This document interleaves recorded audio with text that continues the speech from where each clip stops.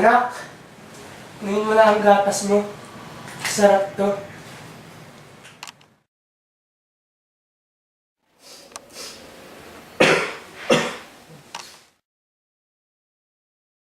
Class, ano maganda mo itutulad ng breastfeeding. Candido!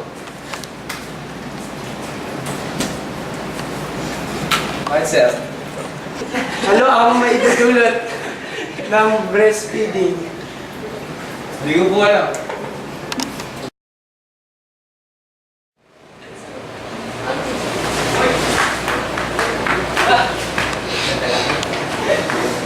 Mark!